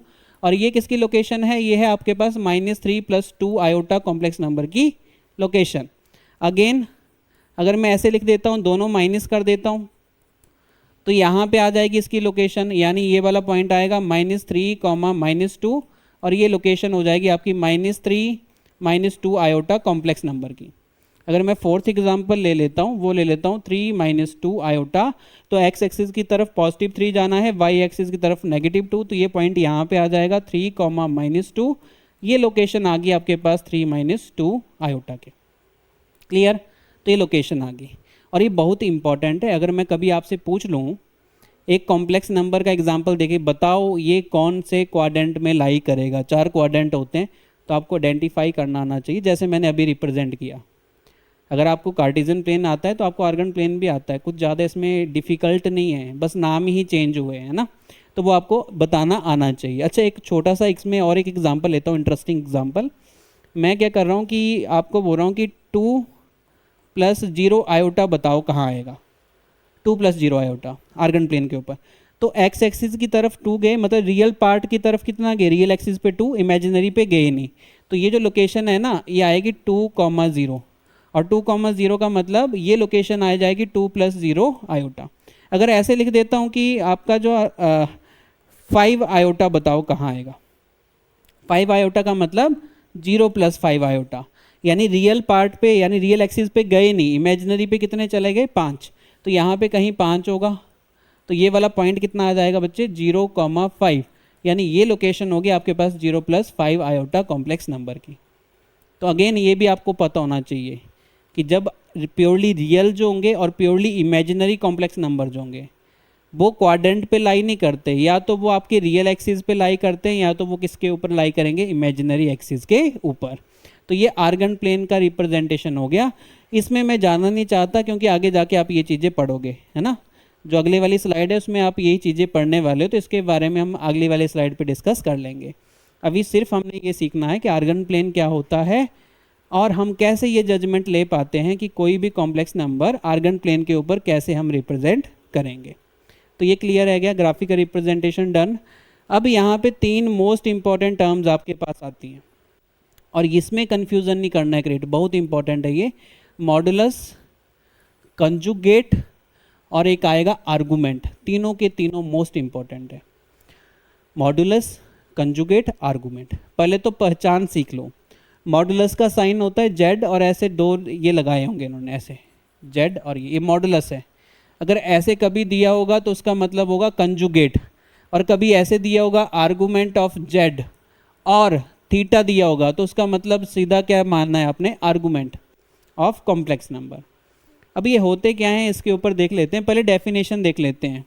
डेफिनेशन मॉडुलस की क्या डेफिनेशन होगी कि distance of complex number from the origin, कि जो कॉम्प्लेक्स नंबर है उसका ओरिजिन से कितना डिस्टेंस होगा, उसी को क्या बोलेंगे, modulus of that particular complex number. कैसे निकालते हैं अगेन हम डिस्कस करेंगे। फिर ये आता है कंजुगेट। कंजुगेट का मतलब होता है mirror of complex number, mirror image of complex number with respect to the real axis. जो रियल एक्सिस होती है उससे उस कॉम्प्लेक्स नंबर की मिरर इमेज जो बनेगी वो क्या आती है, कंजुगेट। इसको निकालने का शॉर्टकट भी सीखेंगे। फिर आता है आर्गुमेंट। आर्गुमेंट का मतलब होता है आपका जो कॉम्प्लेक्स नंबर होगा, angle made by the complex number with positive real axis. जो आपका कॉम्प्लेक्स नंबर है वो पॉजिटिव रियल एक्सिस से कितना एंगल बनाता है, उसका मतलब होता है आर्गुमेंट ऑफ कॉम्प्लेक्स नंबर। इसको निकालने का शॉर्टकट फार्मूला भी सीखेंगे और विद कंसेप्ट सीखेंगे। पहले कंसेप्ट सीखेंगे, फार्मूला बना क्यों ये भी सीखेंगे ना। तो एक एक चीज़ के ऊपर आ जाते हैं, पहले मॉडुलस के ऊपर। अब modulus is nothing but it is the distance of your complex number from the origin. अब इसको कैसे एक्सप्लेन करेंगे, तो मैं एक आर्गन प्लेन बना रहा हूँ, आर्गन प्लेन बना रहा हूँ, ये रियल एक्सिस, ये वाली इमेजिनरी एक्सिस। अब मैंने एक नंबर ले लिया आपका, let suppose z is equal to a plus iota V. आपसे मैंने पूछ लिया आपने मॉडुलस ऑफ z को फाइंड आउट करना है, तो पहले तो इसकी लोकेशन बता दो भाई, a प्लस आयोटा b को कैसे रिप्रेजेंट करोगे, कहाँ आएगा, फर्स्ट क्वाड्रेंट, क्योंकि a भी पॉजिटिव का आएगा b भी पॉजिटिव का, तो फर्स्ट क्वाड्रेंट ही आएगा ना। यानी यहाँ पे आप a कदम चलोगे, यहाँ पे b कदम, तो कहीं पे यहाँ पे a, b पॉइंट होगा, और वही रिप्रेजेंटेशन किसकी है, a plus iota b complex number की। अब इस पॉइंट का डिस्टेंस निकालना है ओरिजिन से, इस पॉइंट का डिस्टेंस निकालना है ओरिजिन से। इसी को ही क्या बोल देते हैं, मॉडुलस ऑफ कॉम्प्लेक्स नंबर, इसी को ही बोलते हैं मॉडुलस ऑफ कॉम्प्लेक्स नंबर। और डिस्टेंस निकालना है तो ओरिजिन के कोऑर्डिनेट क्या होते हैं, 0,0। डिस्टेंस फार्मूला लगा दो, पढ़ा है ना कोऑर्डिनेट ज्योमेट्री में, 2 पॉइंट्स गिवन और डिस्टेंस फार्मूला लगा देते थे। और एक चीज़ और पढ़ी थी कि उसमें भी एक आपने स्पेशल केस पढ़ा होगा कि ओरिजिन से निकालना तो डिस्टेंस फार्मूला क्या बनता है। तो इसमें आएगा आपके पास, अगर मैं सिंपल लगा दूं तो क्या आएगा आपके पास, x2 माइनस x1, x2 क्या है a, x1 क्या है 0, प्लस y2 माइनस y1 का होल स्क्वायर अपॉन और अंडर रूट, तो ये बनेगा a square plus b square और साथ में अंडर रूट। यही बनता है आपके पास मॉडुलस की value, a square plus b square, ये बनती है।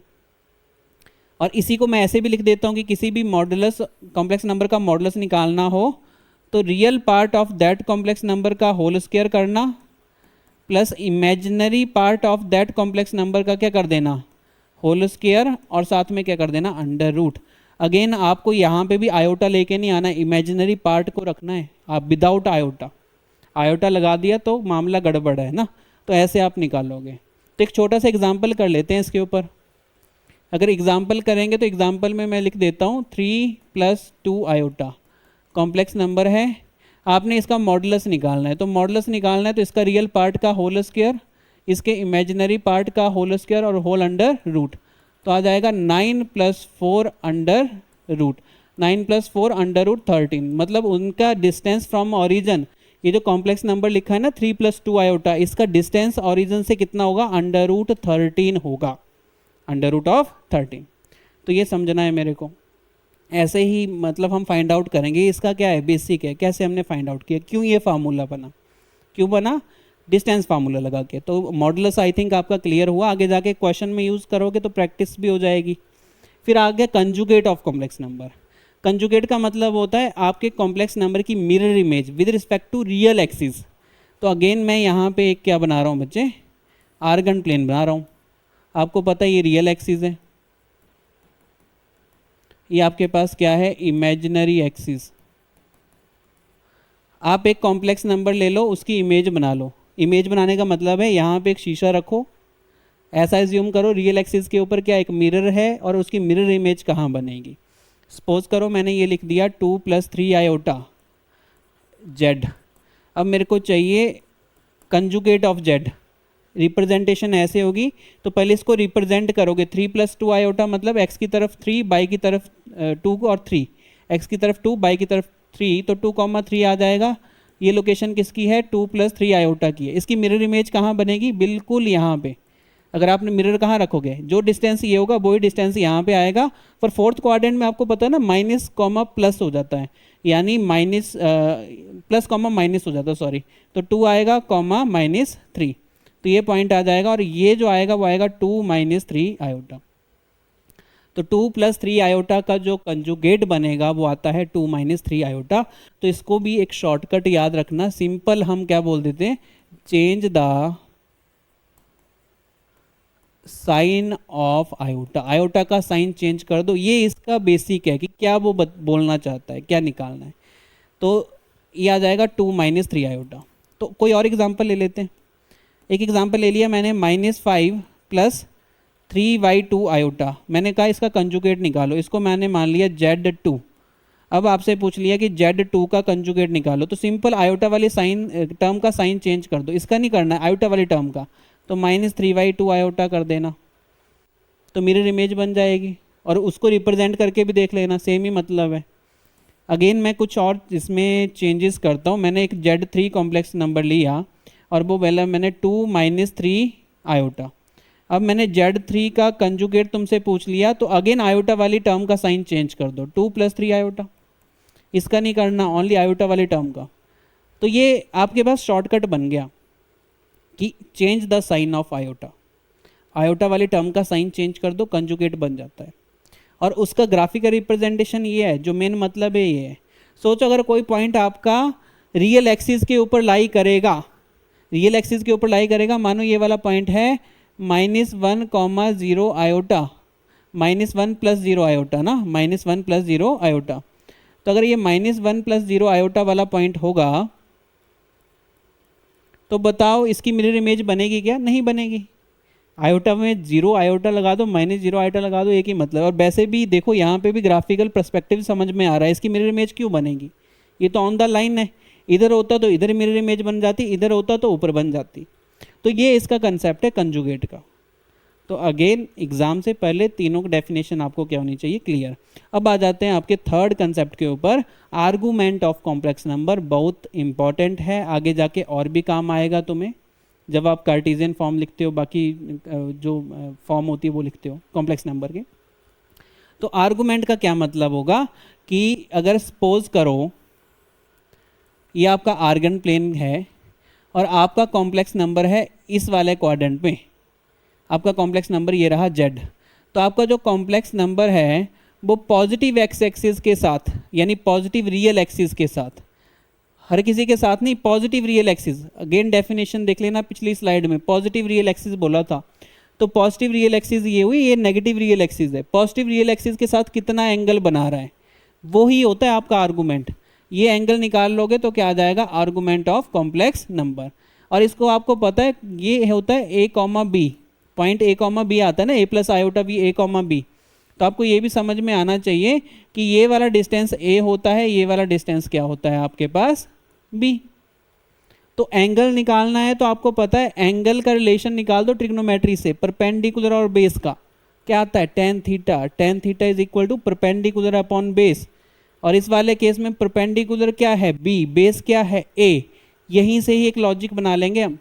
और अगर मैं बात करूं, अगर आपका कॉम्प्लेक्स नंबर, देखो क्या सिचुएशन बन सकती है, या तो कॉम्प्लेक्स नंबर आएगा फर्स्ट में, या तो कॉम्प्लेक्स नंबर आएगा सेकंड में। हो सकता है आपका कॉम्प्लेक्स नंबर यहाँ पे हो। अगर यहाँ पे होगा तो ये कुछ ऐसे मिलेगा तुम्हें, a - a प्लस, यानी ये जो पॉइंट होगा अगर z यहाँ पे है तो ये पॉइंट आएगा आपके पास -a, b। जैसे वहाँ पे क्या आया था a, b, यानी यहाँ का कॉम्प्लेक्स नंबर क्या होगा, a + आयोटा v होगा फर्स्ट क्वाड्रेंट वाला। यहाँ का कॉम्प्लेक्स नंबर क्या होगा, -a + iota v। Third situation ये बन सकती है कॉम्प्लेक्स नंबर आपका थर्ड क्वाड्रेंट में आ जाए। तो अगर थर्ड क्वाड्रेंट में कॉम्प्लेक्स नंबर आएगा तो ए कॉमा माइनस बी, यानी ये बनेगा माइनस ए माइनस बी आयोटा। और एक सिचुएशन ये बन सकती है कि आपका कॉम्प्लेक्स नंबर कहाँ आ जाए, फोर्थ क्वाड्रेंट में। फोर्थ क्वाड्रेंट में आएगा तो इसको लिखूंगा बच्चे मैं ए कॉमा माइनस बी, यानी कॉम्प्लेक्स नंबर बनेगा ए माइनस आयोटा बी। अब मैं ये बताना चाहता हूँ कि 4 सिचुएशन बनेगी और 4 सिचुएशन में ये वाला आर्गूमेंट आएगा और यहाँ पे आर्गूमेंट क्या आएगा, ये वाला पॉजिटिव एक्स एक्सिस के साथ ढूंढना है ना, आर्गूमेंट ये आएगा। और यहाँ पे आर्गूमेंट क्या आएगा, पॉजिटिव एक्स एक्सिस के साथ। अब ऐसे नहीं देखना है, ऐसे देखना है, लीस्ट एंगल ढूंढना है। Least angle positive x axis के साथ कितना बन रहा है, तो ये वाला एंगल और इसमें ये वाला एंगल। अब होता क्या है, अब ध्यान से सुनना, होता ये है कि यहाँ पे आपकी राइट एंगल ट्राइंगल ये बनी। अब आप इसको फाइंड आउट नहीं कर सकते, आप इसको फाइंड आउट कर सकते हो। और हर किसी में हम क्या करेंगे, राइट एंगल ट्राइंगल कंस्ट्रक्ट करके इस एंगल को फाइंड आउट करेंगे। यहाँ पे राइट एंगल ट्राइंगल कंस्ट्रक्ट करके इस एंगल को फाइंड आउट करेंगे। यहाँ पे राइट एंगल ट्राइंगल कंस्ट्रक्ट करके आप इस ट्राइंगल को क्या करोगे, फॉर्म करोगे, ठीक है, वो डायरेक्ट निकाल लोगे। और यहाँ पे ये वाली आएगी बच्चे, ये बन रहा है तो यहाँ पे ये दोनों आएंगे आपके पास, दिस वन और दिस वन, तो ये वाली बनेगी, ठीक है। तो आप यहाँ पे इसको फाइंड आउट कर सकते हो राइट एंगल ट्राइंगल से। तो हमें निकालना क्या होता है, ये निकालना होता है। तो जब आपका कॉम्प्लेक्स नंबर फर्स्ट क्वाड्रेंट में होता है तो जो आपकी इस वाले एंगल की वैल्यू आएगी, इसको मैं अल्फा बोल रहा हूँ, वो ही आर्गूमेंट बन जाता है। और अगर वो सेकंड क्वाड्रेंट में होगा तो जो अल्फा की वैल्यू आएगी, क्योंकि हम तो यहीं पे लगाएंगे ना ट्रिग्नोमेट्री, तो ये वाला वो निकाल पाएंगे हम एंगल। तो आपका ये वाला एंगल क्या बनेगा, फिर ये पाई माइनस अल्फा बनेगा। ये वाला एंगल क्या बनेगा, पाई माइनस अल्फा। और अगर मैं इसकी बात करूं तो आप ये वाला एंगल फाइंड आउट कर दोगे, तो ये वाला एंगल क्या बनेगा, यहाँ से यहाँ तक जाने के लिए माइनस पाई प्लस अल्फा। और मैं अगर इसकी बात करूं तो यहाँ पे आप बना दोगे माइनस अल्फा। अल्फा ये वाला एंगल आएगा, माइनस अल्फा मतलब ये वाला। तो अगेन इसको ज़्यादा और कंफ्यूजिंग नहीं कर रहा हूँ मैं, शॉर्टकट बता देता हूँ। शॉर्टकट भी यहीं से आया था, तो मैं लिख रहा हूँ शॉर्टकट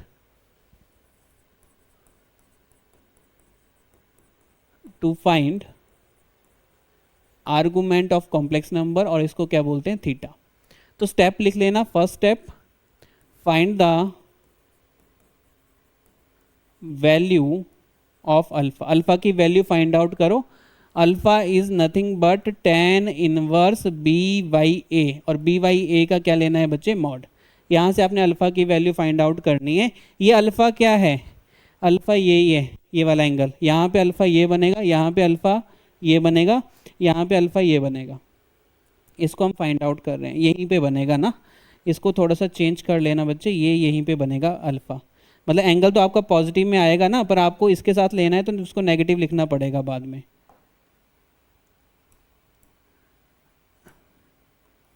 ऐसे बन रहा होगा। तो यहाँ पे ट्राइंगल बनेगी तो यहाँ वाला क्या बनेगा आपका, अल्फा। तो अल्फा आएगा। तो ये सारे के सारे अल्फा निकालने के तरीके हैं, क्योंकि यहाँ पे जब ट्राइंगल बनेगी तो tan थीटा आएगा ना, tan alpha, sorry tan alpha is B upon A, तो उसी को मैंने अल्फा लिख दिया tan inverse B upon A, same ही लिखा है ट्रिग्नोमेट्री का यूज करके, डायरेक्ट इसको शॉर्टकट बनाने के लिए। तो फर्स्ट आपको समझ में आ गया। Second step, observe the quadrant of complex number. जो कॉम्प्लेक्स नंबर होगा उसका क्वाड्रेंट आपने ऑब्जर्व करना है कि उसका क्वाड्रेंट क्या होगा। फिर third, find the argument of complex number और theta with the help of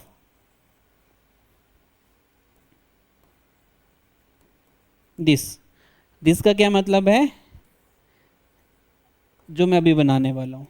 अगर आपका जो कॉम्प्लेक्स नंबर होगा वो फर्स्ट क्वाड्रेंट में होगा, फर्स्ट क्वाड्रेंट, या आएगा सेकंड क्वाड्रेंट, या आएगा थर्ड क्वाड्रेंट, या आएगा फोर्थ क्वाड्रेंट। तो एक तो ये बन सकता है ना सिचुएशन की फर्स्ट क्वाड्रेंट में आपका कॉम्प्लेक्स नंबर हो, तो इसका मतलब ये वाला ही एंगल आप निकाल रहे हैं और यही क्या होगा आपका, थीटा होगा, क्योंकि पॉजिटिव आपके पास क्या है, पॉजिटिव रियल एक्सिस के साथ एंगल ढूंढना था। तो जब फर्स्ट क्वाड्रेंट में होगा तो थीटा की जो वैल्यू होगी वो अल्फा के इक्वल हो जाएगी। जो अल्फा आप निकालोगे वो ही क्या मान लेना, थीटा। थीटा क्या होता है, आर्गुमेंट। अल्फा आप पहले निकालोगे। अगर आपने ये ऑब्जर्व किया कि आपका जो कॉम्प्लेक्स नंबर है फर्स्ट क्वाड्रेंट में है, जो 2 थीटा होगा वही क्या हो जाएगा, अल्फा। अगर आपका कॉम्प्लेक्स नंबर सेकंड क्वाड्रेंट में होगा तो इस वाले क्वाड्रेंट में क्या आप क्या करोगे कि ये वाला एंगल निकाल रहे होंगे अल्फा, तो आपको ये वाला एंगल निकालना था, तो आप क्या करोगे, पाई माइनस अल्फा। तो theta is equal to pi minus alpha. Clear. अगर थर्ड में होगा तो आप यहाँ पे राइट एंगल ट्राइंगल बना रहे थे, ये वाला अल्फा निकाल रहे थे, आपको चाहिए तो ये था, तो आप यहाँ से यहाँ तक माइनस पाई कर लोगे, उसमें ये वाला एंगल क्या कर दोगे, ऐड। तो थीटा कितना आ जाएगा, माइनस पाई प्लस अल्फा। इसको आगे क्वेश्चन करेंगे ना तब समझ आएगा तुम्हें कि क्या मैं बात ये बोल रहा हूँ। फोर्थ क्वाड्रेंट में तो जो तुम ये एंगल निकालोगे तो यहाँ से जब लोगे तो माइनस में ले लोगे उसको, तो यहाँ पे थीटा कितना आ जाएगा, माइनस अल्फा के इक्वल। यानी पहले आपने कॉम्प्लेक्स नंबर उठाना है, उसके अकॉर्डिंग आपको पता है ना कि ये कैसे दिया होगा, आपके पास जेड दिया होगा, पहले ए प्लस आयोटा वी कंपेयर करके ए की वैल्यू निकालनी है, बी की वैल्यू वो क्वेश्चन में आपको मिलेगी। पहले आप अल्फा निकाल लोगे, that is tan inverse V upon A. एक बार अल्फा की वैल्यू आ गई, फिर आप देखोगे क्वाड्रेंट कौन सा इस कॉम्प्लेक्स नंबर का। अगर फर्स्ट होगा तो जो अल्फा आया होगा वही थीटा मान लेना, थीटा मतलब आर्गुमेंट मान लेना। अगर सेकंड क्वाड्रेंट होगा तो अल्फा थीटा के इक्वल नहीं होगा, फिर थीटा कैसे आएगा, माइनस पाई माइनस अल्फा करके थीटा आएगा पाई माइनस अल्फा। अगर क्वाड्रेंट थर्ड हुआ तो थीटा क्या आएगा, माइनस पाई प्लस अल्फा। अगर क्वाड्रेंट फोर्थ हुआ तो थीटा क्या आएगा, माइनस अल्फा के इक्वल। अच्छा, ऐसा भी तो हो सकता है कि आपका जो क्वाड्रेंट हो वो यहाँ पे आ जाए, मैं क्वाड्रेंट में आपका जो नंबर हो ना, कौन सा कॉम्प्लेक्स नंबर, वो प्योरली रियल और प्योरली इमेजिनरी हो, तो यहाँ पे भी आ सकता है। अगर यहाँ पे आ गया तो थीटा की वैल्यू 0 डिग्री हो जाती है, यानी आर्गुमेंट क्या आएगा, 0 डिग्री। अगर यहाँ पे आया तो थीटा हो जाता है पाई बाई 2। अब डायरेक्ट थीटा निकलेगा, अल्फा निकालने की जरूरत नहीं है, डायरेक्ट आर्गुमेंट आ रहा है। अगर मैं इस पॉइंट की बात करूं तो आपके पास आ जाएगा पाई, तो इस वाले केस में थीटा कितना आ जाएगा, पाई। और अगर यहाँ पे आ जाता है तो थीटा आ जाएगा माइनस पाई बाई 2। हमेशा लीस्ट एंगल लेना है from the positive real axis, वो ही आपका क्या होता है बच्चे, आर्गुमेंट होता है, उसी को आर्गुमेंट बोलते हैं। तो इतना कंसेप्ट आपका क्लियर हुआ। अब जो हम करेंगे ना, आगे जाके इसके क्वेश्चंस भी करेंगे, ठीक है। तो आज हमने जो किया वो काफ़ी ज़्यादा टॉपिक हमने कवर किए हैं, आपने अच्छे से इसको रिवाइज़ करना है। पूरी मैंने कोशिश की है कि अच्छे से पूरी चीज़ें आपको कवर हो जाएं। फिर आगे कुछ प्रॉपर्टीज़ हैं, यह नेक्स्ट लेक्चर में करेंगे। तो जुड़ने के लिए बहुत बहुत धन्यवाद, थैंक यू सो मच। जय हिंद, जय भारत।